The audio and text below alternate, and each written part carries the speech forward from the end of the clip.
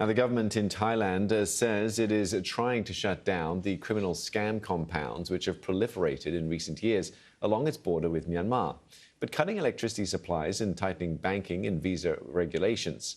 This follows the rescue last month of a well-known Chinese actor and several other people who had been abducted and forced to work in the scam centres. The scam business is believed to earn the mainly Chinese crime bosses many billions of dollars every year and has trapped thousands in forced labour. It has resulted in a frenzy of building over on the Myanmar side of the border. The most ambitious of these projects is in the newly built city of Shwe Kokko, a $15 billion investment promising casinos, luxury hotels and entertainment complexes. Until recently, it was off-limits to journalists, but our Southeast Asia correspondent, Jonathan Head, was allowed limited access by the Chinese company which runs it. Well, there are few places on Earth stranger than this one. I mean, it looks just like a provincial Chinese city. There are Chinese characters on the sides of all the buildings, and Chinese staff are running the place. Yet this isn't in China. It's in Myanmar's Karen state, one of the poorest and most isolated parts of Asia, where an insurgent group has been waging war against the state for more than 70 years. So why has a Chinese company called Yatai built all of this? It's promising a $15 billion project complete with casinos, luxury villas and cyber parks. The reason, say Yatai's critics, is scam centres, human trafficking and money laundering. Yatai's boss, a Chinese man called Zhijiang, is currently languishing in a Thai prison wanted by the Chinese government for being a gambling kingpin. Well, we've been driving around Shwe Kokko for a while now, and this really is the most extraordinary place. Technically, we are in the middle of a war zone in Myanmar, and yet the scale of the building, the ambition of this project is breathtaking. What's much less clear, though, is what the business model is. I mean, they say they've ended the scams and the human trafficking, but looking around at all this, you just can't figure out where the money's coming from to fund it. They've put up billboards promising that forced labour and human trafficking are not permitted. Yatai presents this as a safe, green city. At night, it lights up with the dazzling illumination of 9 casinos, supposedly for Chinese gamblers. But there are few visitors. From everything we've learnt about this city, scams are still almost certainly the main business. Yeah, Jonathan Head reporting there. He joined me earlier to break this story down further. Jonathan, journalists are rarely allowed into these kinds of projects. So why did this Chinese company, Yatai, want the BBC there? Yeah, that was fascinating, Stephen. And most of these scam centres are shrouded in mystery. We can see them on the Thai side, but you don't get in there unless you're abducted and forced to work or choose to work there.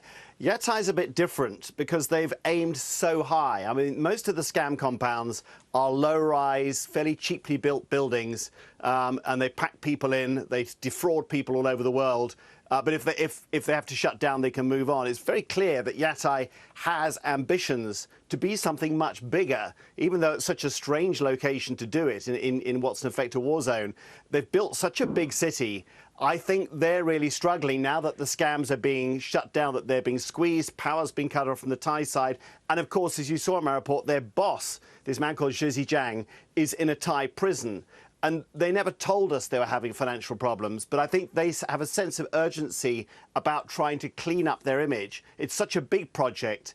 They can't afford to just walk away, and they now desperately want to persuade the world that actually this is a great sort of China-focused resort in the making, unlikely as that sounds in that location, and that they really do want to leave scams behind.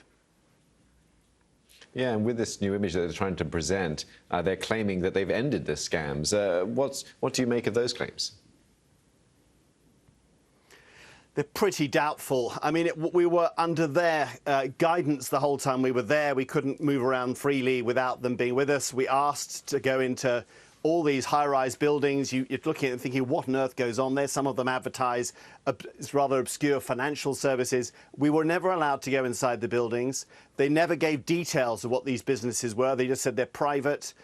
They wouldn't even tell us about their own financial worth. You know, I asked for a ballpark figure of how much money they make every year.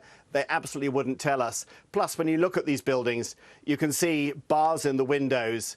You can't imagine any other business, apart from something illegal, that could function in a place that's completely cut off from the rest of the world.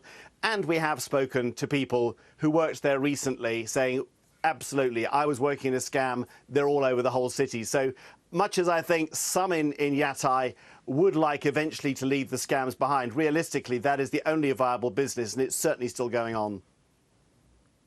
Yeah, and there is more attention being focused on these scams. So they're happening along the Myanmar-Thai border. Just yesterday, they were mentioned and brought up when the Thai Prime Minister, Paetongtarn Shinawatra, met with China's President Xi Jinping.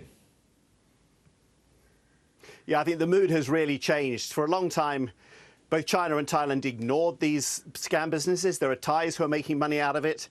In the early days, Zhijiang, when he started building Shwe Kokko, claimed to be part of China's Belt and Road Initiative, and he used to mix with the Chinese high and mighty. China now has got a big problem. An awful lot of criminal money is being laundered through these scam centres, and of course thousands of Chinese have been caught up in them, and their relatives are protesting back at home.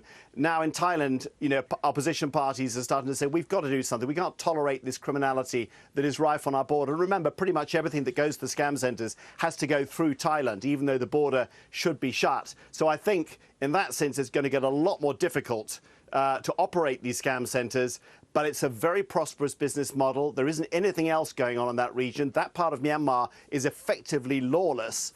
I suspect they will continue, but probably on a smaller scale form.